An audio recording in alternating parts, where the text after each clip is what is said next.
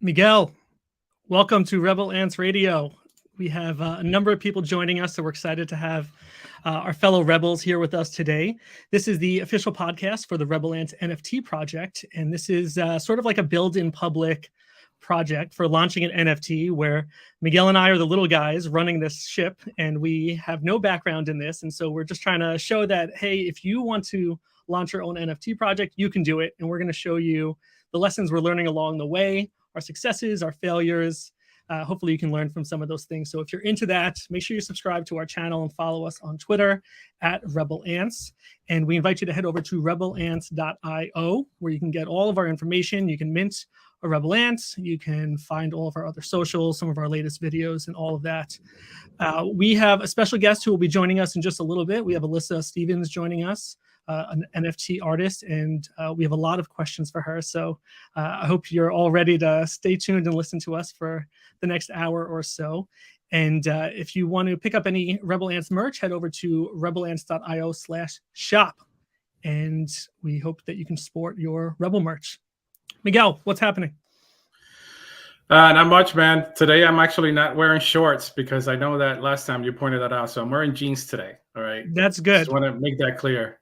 Thank you. I told you I'm going to cut your feet if I see any leg. I don't want any leg on this stream. This is and I'm sporting kids. I'm sporting a new camera today. So the Logitech 4K, whatever it is. It's actually pretty cool. It's pretty decent. Yeah, you look great. You look great. I'm not hitting on you, but you look great. Okay, cool. What made you change the camera that you were using? So I was using the camera from the iMac, and I just didn't like it. I wanted to be 4K. Although you just told me that we're not streaming in 4K. Thanks. we don't stream in 4K. There was no point. Actually, I think we stream in 4K, but maybe we don't record in 4K with the downloaded video. We do. I think we do stream in 4K. That's very true. We do. Yeah. So that's good.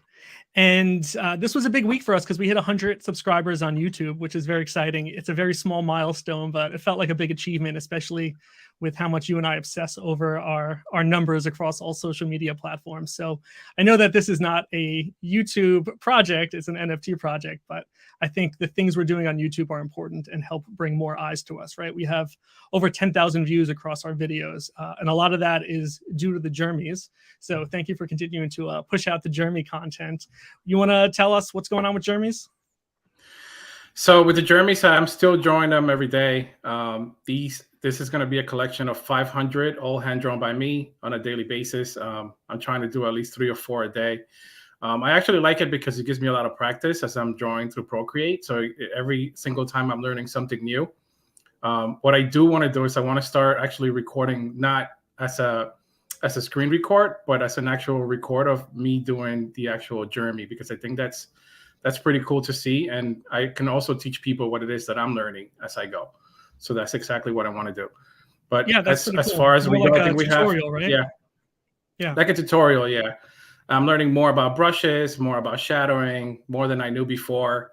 The more I do it every single day. So I think it's important to teach people out there that are using Procreate how to do it. Just the same way I learned it. I just go on YouTube and look up videos, or I go on TikTok, look up videos.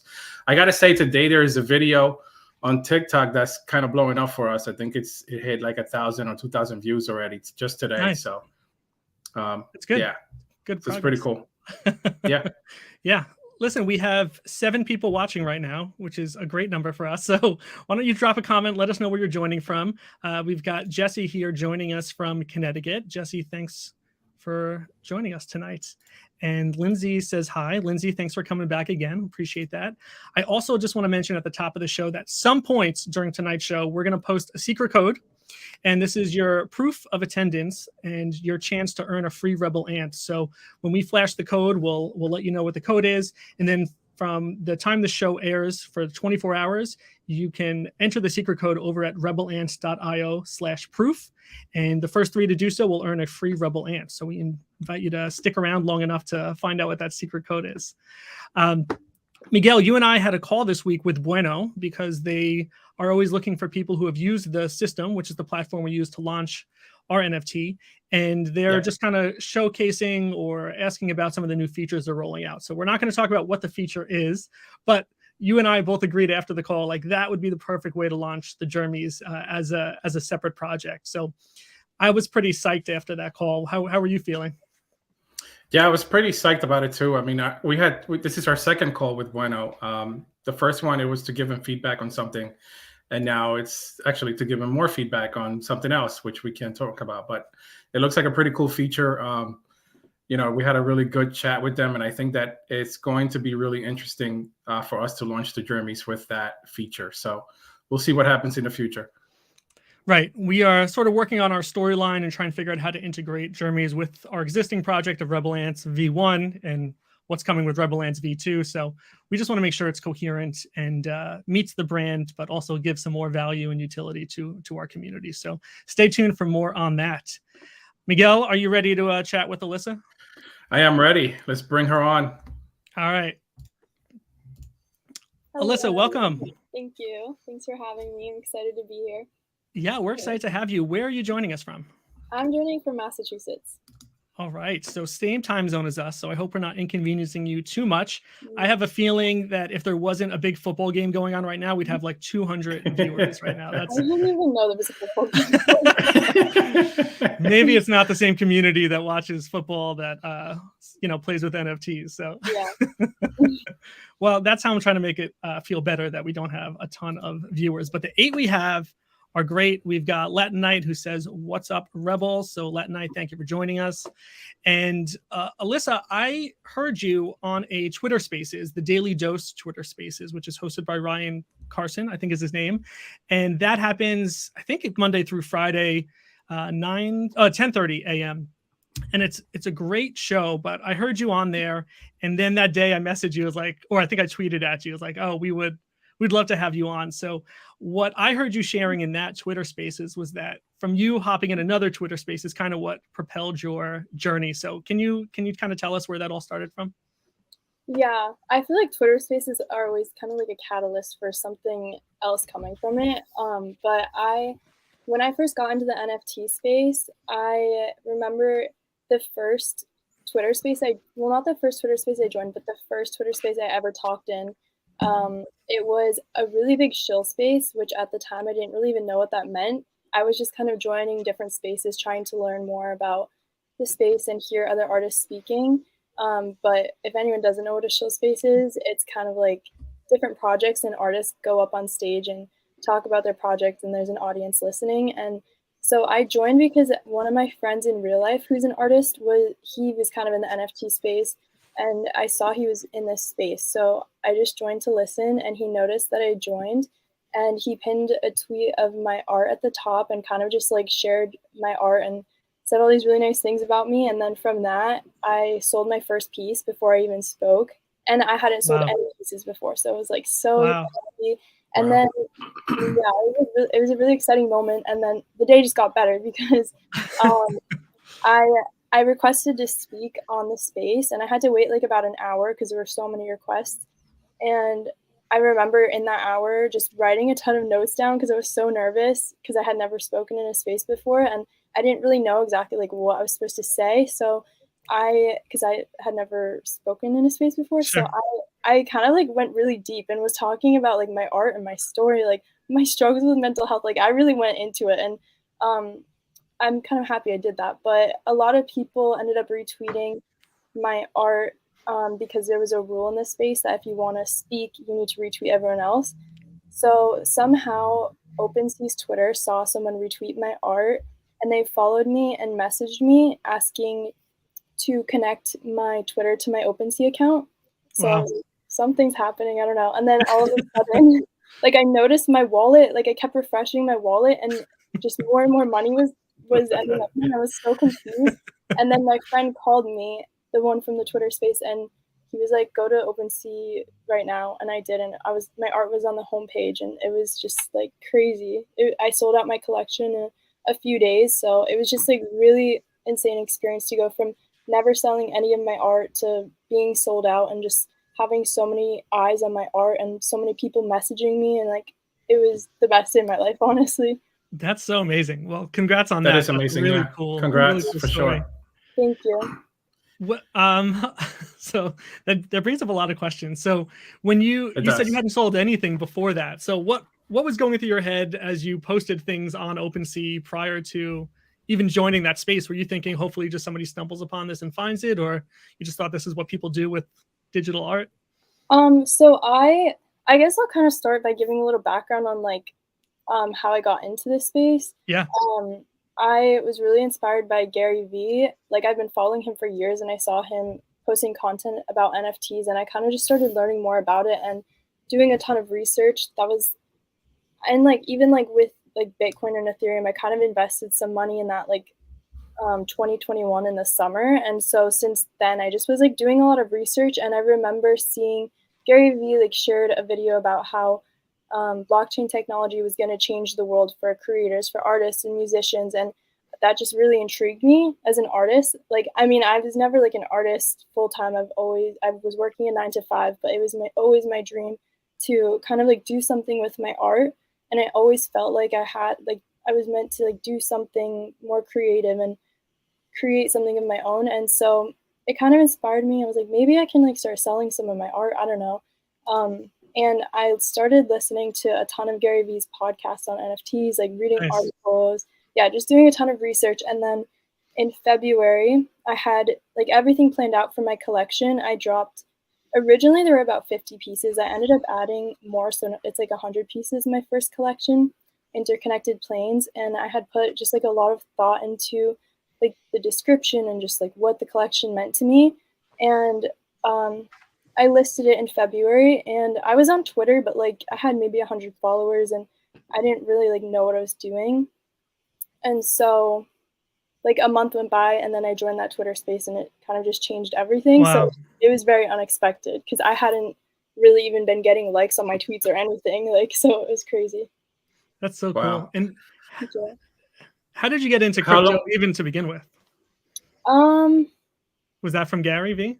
I think Gary Vee is who inspired me. I don't even remember honestly how I got into crypto. I don't know if it was Gary Vee or like I think it was like his content kind of inspired me to start learning more about it. And I was like, let me invest some money. It wasn't a lot.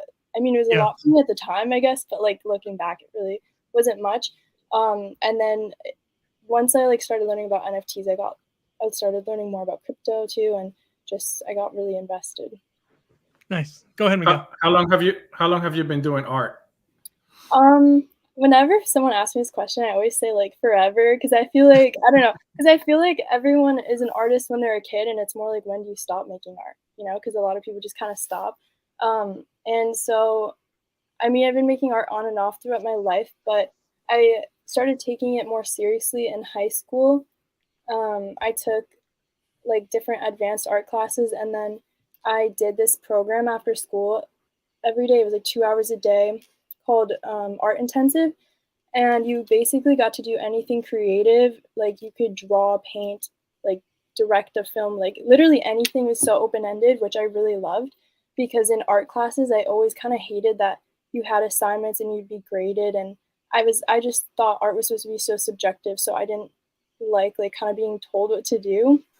And so like this time in my life allowed me to really experiment and kind of like grow my confidence as an artist, because like a lot of my life I just felt like I was a really bad artist. I was always comparing myself to other artists, and I couldn't draw things very realistically, and like I kind of allowed myself to experiment, and I realized for me art was more about connecting with myself and allowing myself to create intuitively. And I really started liking to make more abstract art. And so once I started just letting myself create freely without judging how it looked, I had a more unique style. And yeah, so then I went to college and I went to business school, and kind of just to make my dad happy, I didn't really feel like I could go to art school.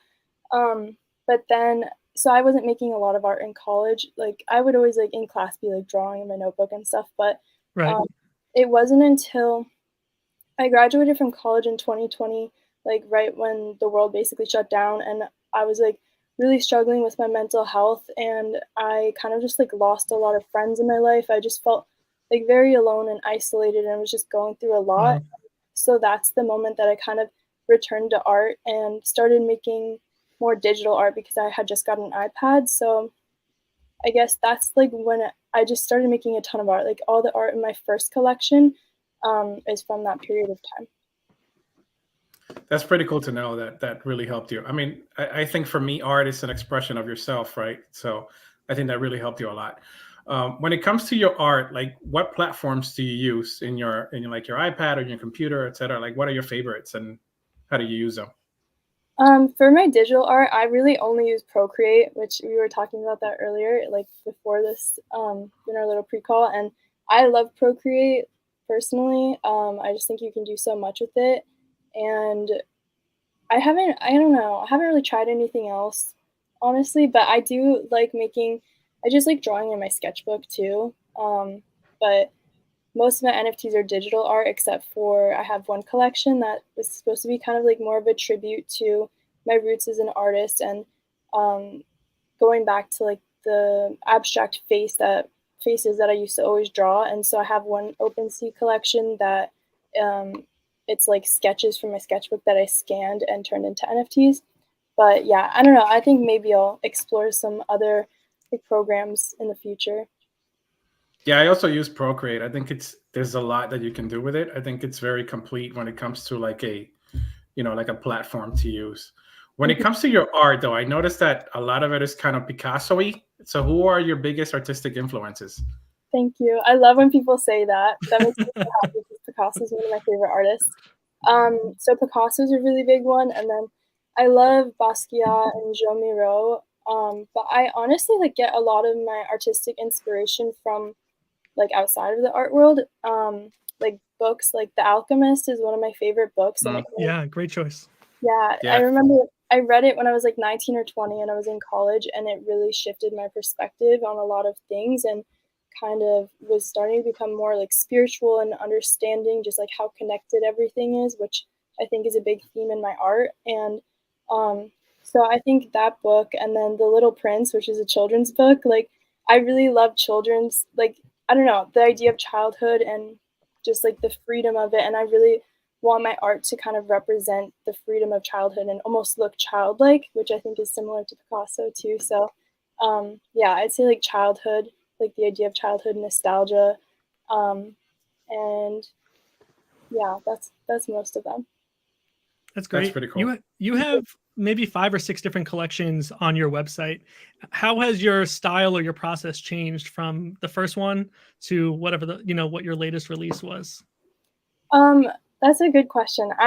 So my first collection, all of the art that I made for it for the most part was before I was really in the NFT space, and so when I was creating it, I didn't really think anyone would see it. Like I was posting a little bit on my art Instagram, which I was like hiding from everyone in my real life. I was like so self-conscious of my art at the time.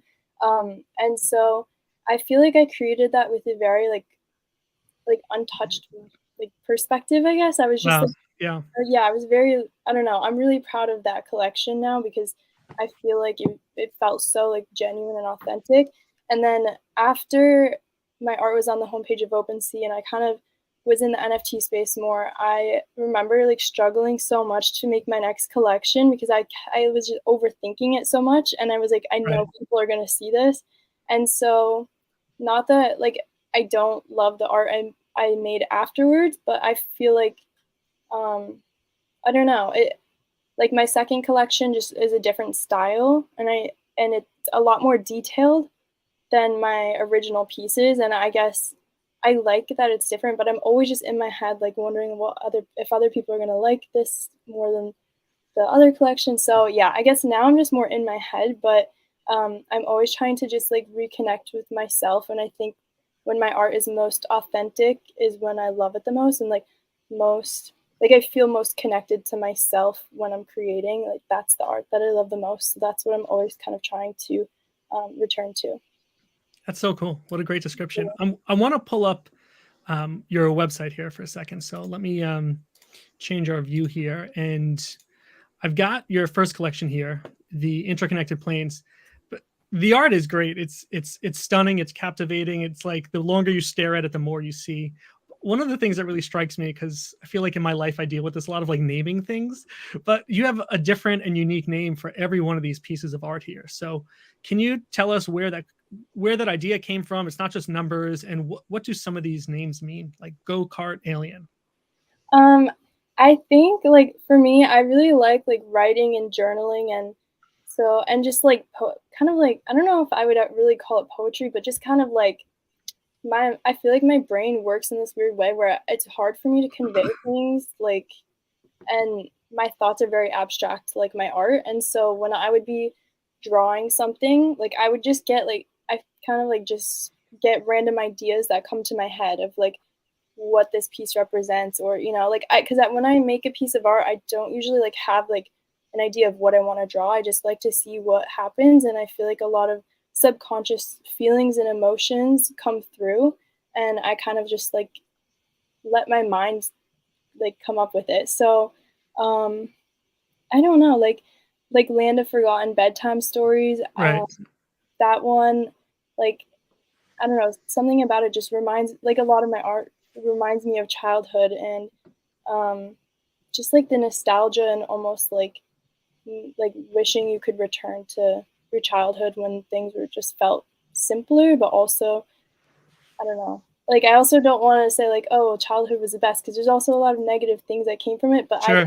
have this connection to childhood, so that comes through in a lot of the titles as well. And also this just trying to escape societal structure. Like I have one piece I think called it's time to jump off the conveyor belt or something, and that kind of relates to I just view society sometimes as everyone just on this conveyor belt, and we're just being told what to do, and I want to break away from that construct and realize I can do anything I want. I feel like I don't want to just get a 9 to 5 and then work forever and retire, and that's just never been something I wanted to do. So I guess that kind of comes through in my art as well. Same. Yeah. Yeah, that's pretty cool. I mean, how do you feel saying all this, that your art is important to society? Wait, sorry, can you repeat the question? How do you feel your art is important to society with everything that you said? I mean, honestly, with what I've heard so far, I feel like you have a really good story to tell, and I think people resonate to that. Thank you. Yeah, I think for me, I really just want to inspire people to just realize the power that they have within themselves, because I feel like for a lot of my life, I struggled to find that power within myself, and I felt a lot of insecurity, or I felt like I didn't have the freedom to do what I wanted to do in this lifetime, because I spent my life kind of being told what to do and being I don't know, not believing in myself, I guess, as cliche as that sounds. I feel like it really always does come back down to believing, and not just, I don't know, the idea of your thoughts create your reality, but specifically your subconscious beliefs and create your reality. And that's something I'm always trying to work on. And I want to convey through my art and show people that you don't have to just do what society or your family or whatever tells you. You can literally do anything you want. So yeah. That's very great. true. Yeah. Yeah, I think the NFT space lends itself to that. I mean, really, the art space does, but also in this case, the NFT space, because there are really no rules, right? You can kind of just do what you want, and if people like it, they like it, and hopefully they do, and then you can kind of build your audience that way. Yeah, definitely. Do you have a favorite time of day to create? Yeah. Or it's just random? I definitely like nighttime. And just with anything, I'm just most productive at night. I'm not a morning person. I try so hard to be, and I want to be, but I'm just most productive at night when it comes to working or being creative. So yeah, definitely nighttime. I'm the opposite. I wake up at 3 a.m, and I'm the most productive at that time. I think sometimes at 4 a.m, I'm already texting Kevin. Yeah, we're texting each other before the sun's even up. Yeah, we're both up already. So Alyssa, how do you've shared that you do this full time, right? So do you have a work-life balance? Do you draw boundaries of, hey, this is work time, this is not work time? Or how do you balance your whole day from the drawing creation side to the managing your business side of things and just your personal life? That's something I definitely am still working to figure out, because I am not naturally the most organized and structured person. Also, I'm sorry if you hear my dogs barking in the background. But, okay. That's okay. So can you hear them? A little bit. How many dogs do you have? 2. I'm sorry. I locked them in the other room. Not locked them, but I put them in the other room because it would be annoying to hear another bark. But anyway. You can let them on stream if you want. I had Alexa join us last week. She chimed in while we were chatting. Alexa just kind of interrupted us. So your dogs are more than welcome. Don't worry about that. Thank you. But oh yeah, something that I kind of want to work on is allowing myself to do what feels good. And like, I feel like society tells you have to like wake up a certain time and be productive and structured. And like, I kind of get that to a certain extent, but I'm also trying to let myself like do what feels good. And if I'm more productive at nighttime and I like to stay up till 2 a.m. working, and then like wake up a little bit later, like I'm just gonna do that, I think. But there's something else I was gonna say. I lost my train of thought. That's okay. I was gonna say like last month I was traveling a lot and I felt like really guilty because I felt like I couldn't I didn't have like much structure and I wasn't able to join a lot of Twitter spaces because of the time zone difference and things like that. And so it's definitely something I'm still trying to figure out. But I don't know. When I'm alone, I'm the most productive. So like I like just like having my alone time, and I write a lot of to-do lists. But yeah, I kind of just like, I don't know. It's so like unorganized. Like I'll like start doing one task and then move to another, and then I'll draw a little bit. So honestly, there's no like formula to it. How do you define success as an artist? I think success as an artist is when you're able to really connect with yourself on a deeper level and convey that through your art. And just like when your art is a representation of yourself and your story. I don't think you need to have sold a piece of art to be an artist. I think like anyone's an artist really in their own way, and it's all about just expressing yourself and being vulnerable with yourself and the world. Good answer. Yeah. What kind of pressure do you put on yourself, if any, about the floor price of your art? You know, you post it, a lot of these got bought. You know, do you feel like attached to that floor price, or it is what it is, and you know that doesn't determine how you handle things? I don't look at it like that often, and I haven't really like it doesn't really matter that much to me, I guess. Good. But I do really appreciate that like there's not that many pieces listed. Like a lot of people who bought my art are just holding it, and that makes me feel good that like they want to own my art and they believe in me as an artist. But it is like I think my floor price for my first collection is like 0.3, so I'm like really happy with that. Like that's crazy. Yeah, for sure. Yeah, so but I try not to think about it too much. That's good. You've shared you posted a 10-minute video of yourself on Twitter, really on YouTube, but you shared it on Twitter, just kind of explaining one of your more recent projects, and you talked about your hesitancy of even talking in public, and the challenge you posed to yourself of hosting a Twitter space like every day for a week. What did you learn from that, from hosting those Twitter spaces? It was hard, but like I think I really connected with people in the space that maybe I hadn't talked to before, and just like I don't know, I just think Twitter spaces are a great way to connect with people and kind of like get to know them on a deeper level, and than you can just by tweeting at each other. Right. And so it was really nice to get to know people more and just hear different perspectives on the space and on art, and it kind of just felt like you were hanging out with like a ton of friends. So it was really cool experience. And I was really trying to like work on like self-discipline and consistency. That's something that I'm always trying to work on and get better at. So it was kind of like a way for me to prove to myself, like, if you want to do something, you can do it, even if it's something as small as like hosting a Twitter space every day. Well, Miguel and I, every week we say we're going to host Twitter spaces, and we haven't yet, but I think this is the week we're going to do it. What advice do you have for us as, maybe first time hosters? What should we not do, or what should we make sure we do? I think it's good to like tweet out a few reminders beforehand, or at least like one reminder, and kind of like encourage people to share the space. But like during the space, I don't know. I feel like I was like nervous during it because I don't know how to lead the conversation always. So I guess maybe like be prepared with some topics you can talk about Right. like have a plan of like what and more of a structure, because that's something that I didn't do very well. So yeah, just kind of like have something prepared and know like where you want to lead the conversation. That is a good idea. Thank you. Well, You said earlier on this chat that you didn't have that many Twitter followers before the OpenSea kind of blow up, and now you have over 4,000. So is that something that's naturally happening? Are you working on building that audience? Does hosting Twitter Spaces like help grow that pretty fast? I haven't been hosting Twitter Spaces like in a while, but I have been trying to join a lot and just like kind of join different communities. Right.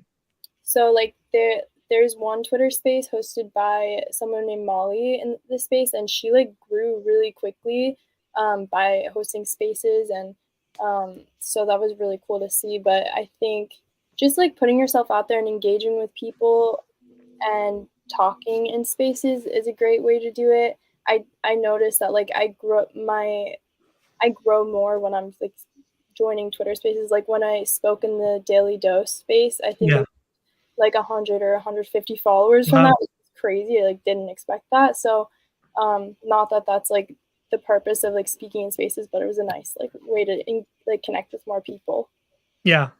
The other thing I liked about that video you posted, that it was really like behind the scenes, and you just kind of being very vulnerable and just kind of talking about you didn't really like consider yourself an artist until more recently, and also on your YouTube you're posting those Procreate videos of you doing the drawing. So I'm getting that build in public vibe in a lot of ways. Where did that idea come from? I mean, you've fully doxed yourself in a way, right? Like you've got your name out there, so you're very open with your whole process. Tell us about that.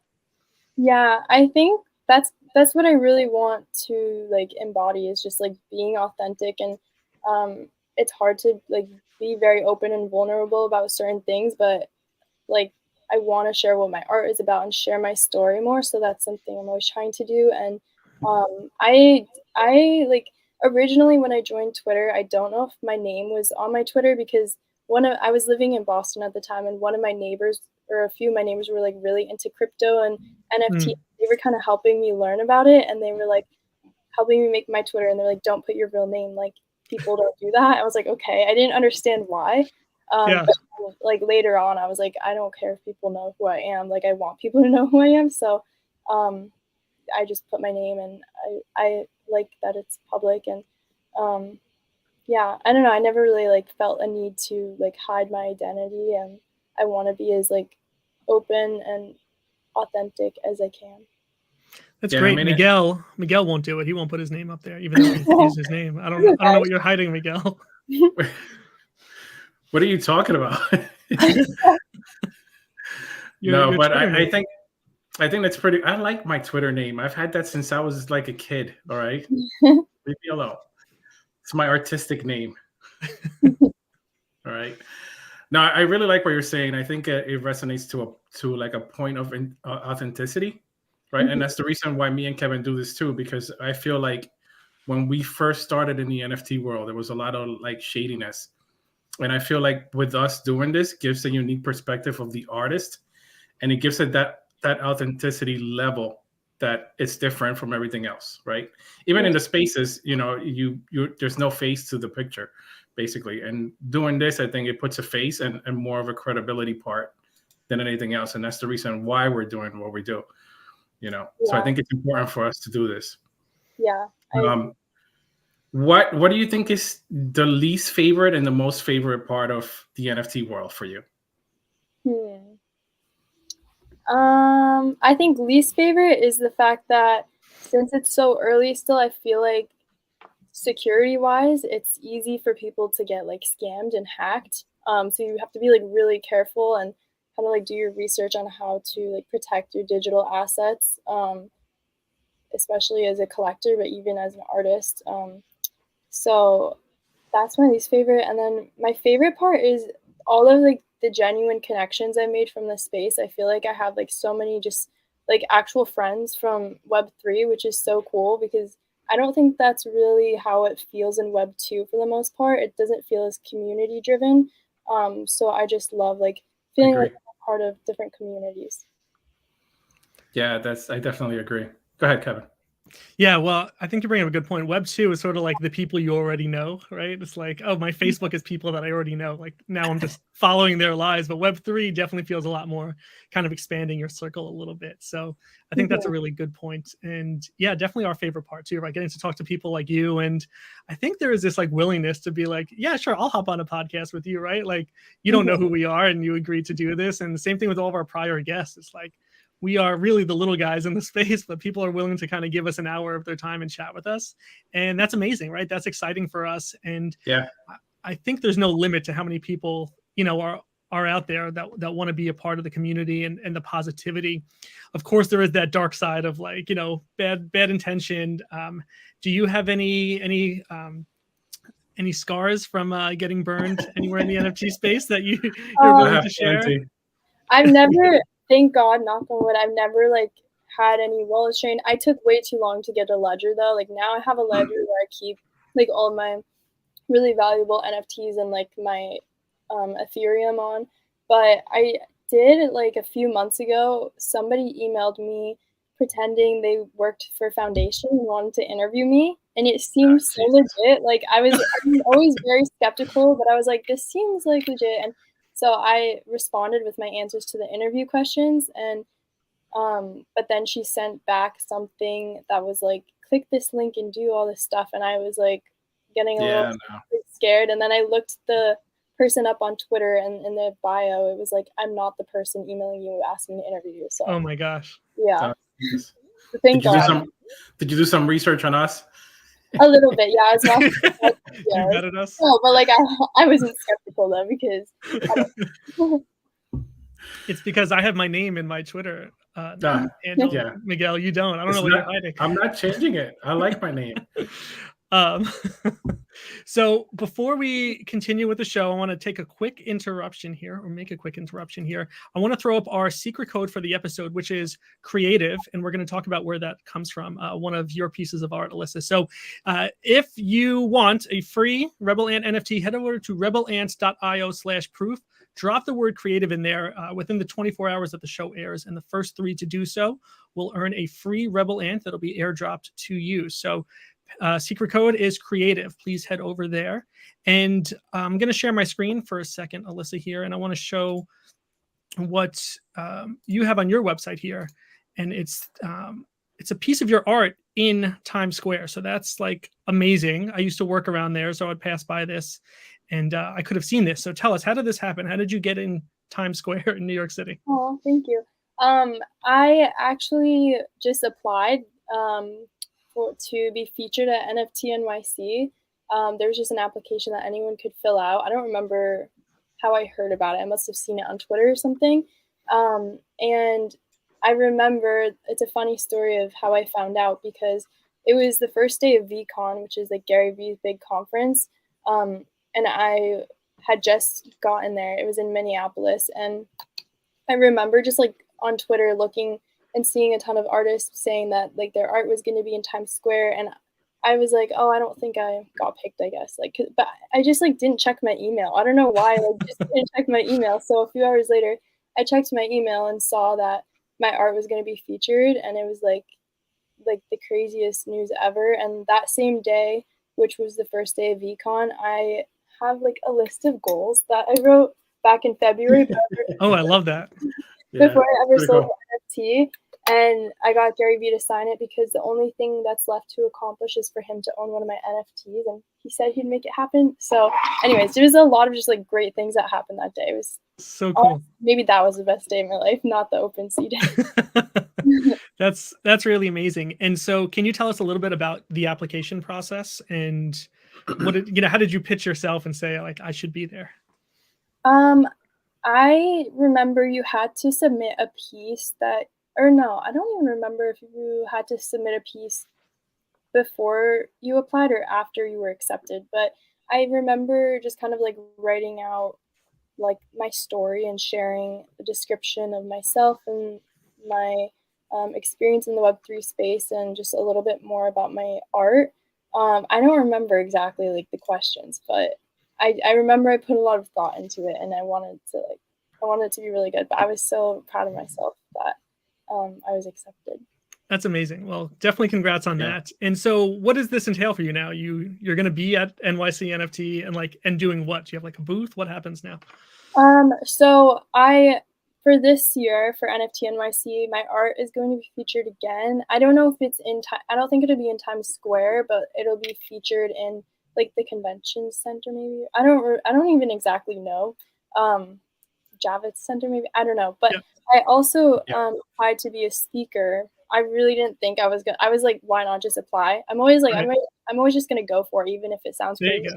And somehow I was accepted. But I had applied for NFT London to speak there like last year, and I didn't get accepted. But I kind of just like used my same application because it's the same like little portal, and I applied for NFT NYC to speak. And like a few weeks ago, I found out I was accepted. So I get like a free VIP ticket, which is really nice because they're very expensive. Yeah, they are.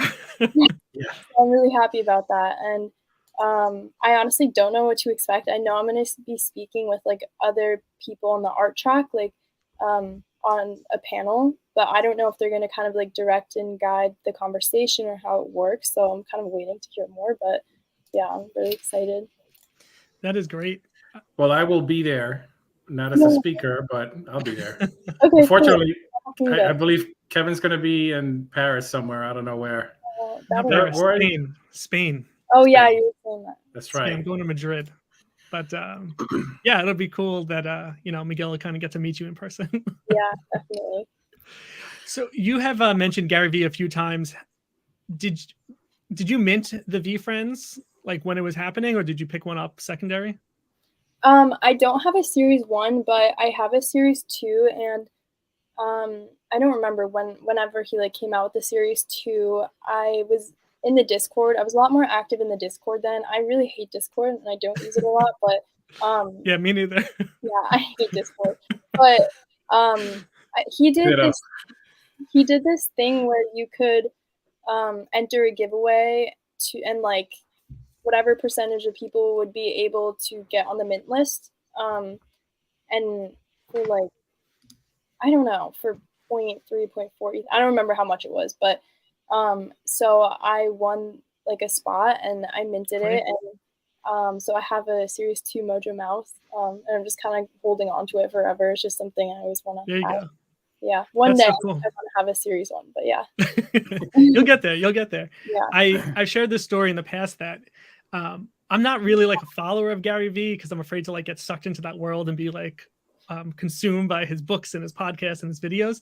But he was speaking at the hotel that I worked at a couple of years ago. And I remember him just saying to the audience, like, all of you need to just spend a few hours learning about NFTs, go buy something, it'll change your life. And like, I'd heard a lot about NFTs because I'd been in the crypto space for a while. And finally I was like, all right, fine, I'll go do it. And so like, it's led me down this hole to like, here we are now, right? Like we have an NFT project. So he has had a big influence on me, even though I refuse to like read the books or like try and, pay too much attention. So that's so cool.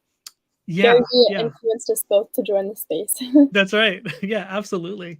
Who else do you pay attention to, or where else do you kind of, get your news from, other than the Daily Dose? There's like a lot of different spaces. I really liked 1:37 p.m. Of course, is one of Gary Vee's companies, but they used to host a lot of spaces that I would listen to, and then also like the community that I'm most kind of like active in and pay attention to the most. It's like the rabbit hole space, but it's the one I was talking about earlier, which is hosted by someone named Molly in the space. And okay.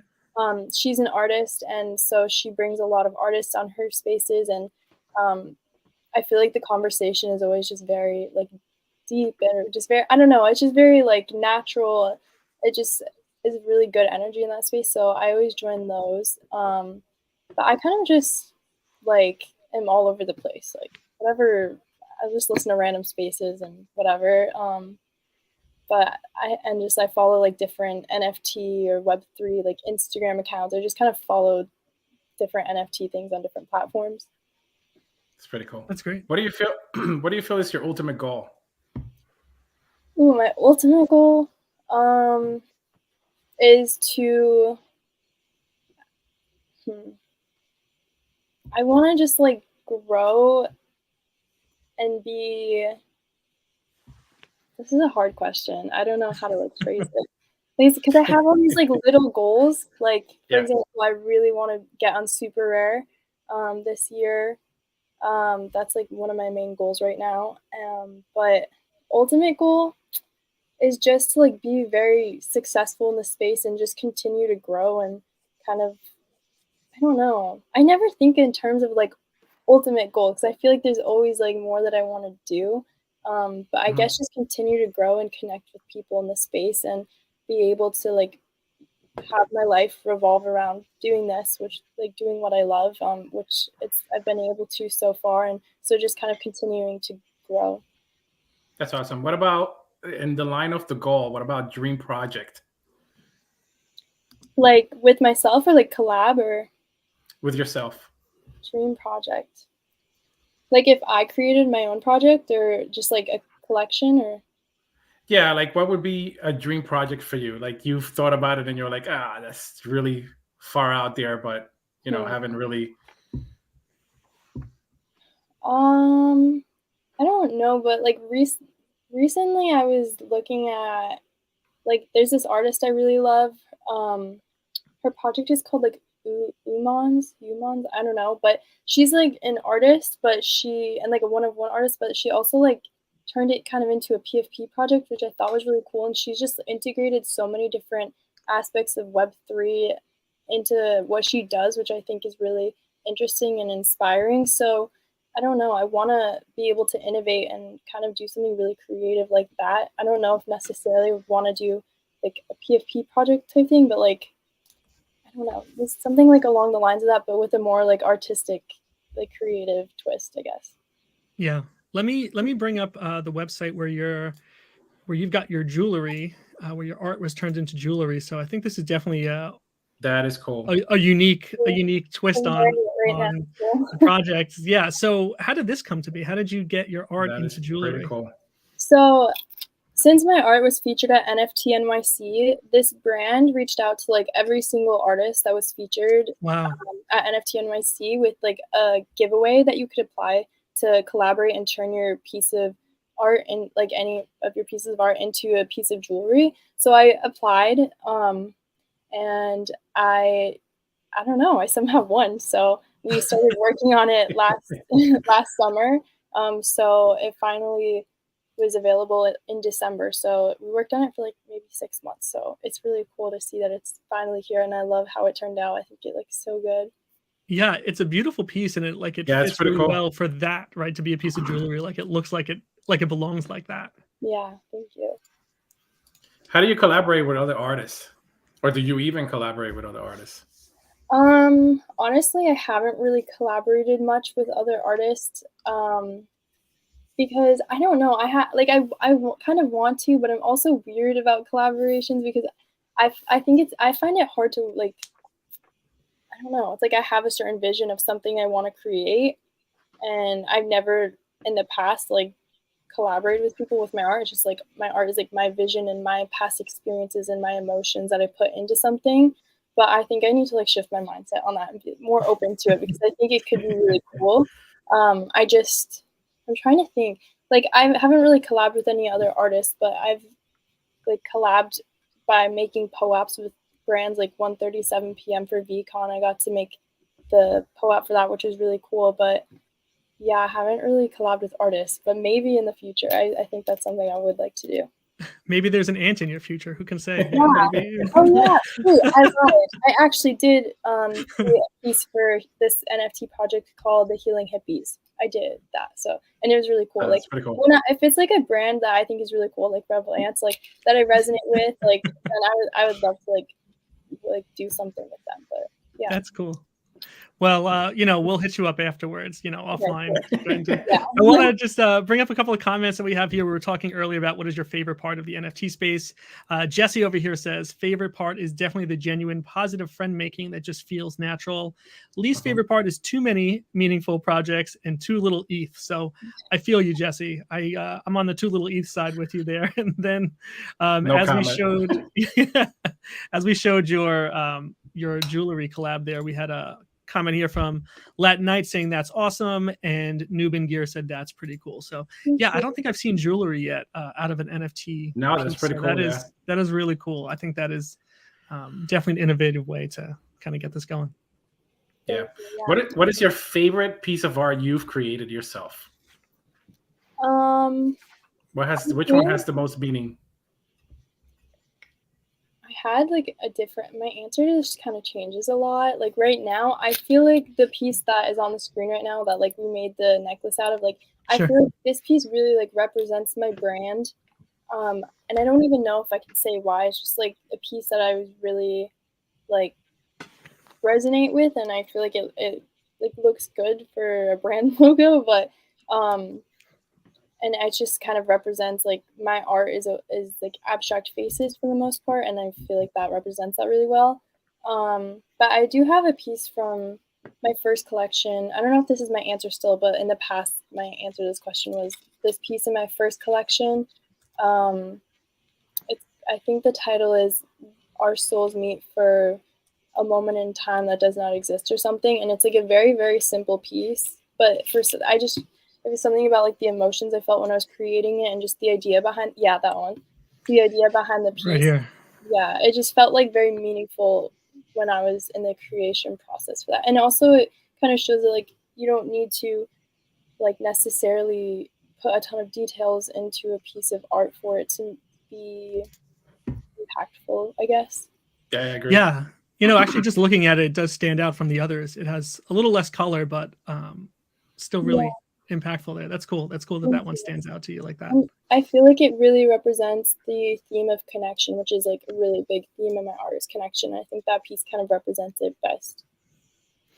Very cool. All right. Well, listen, before we wrap up here, our last question to you is, what is your favorite NFT project right now, other than Rebel Ants, other than yours?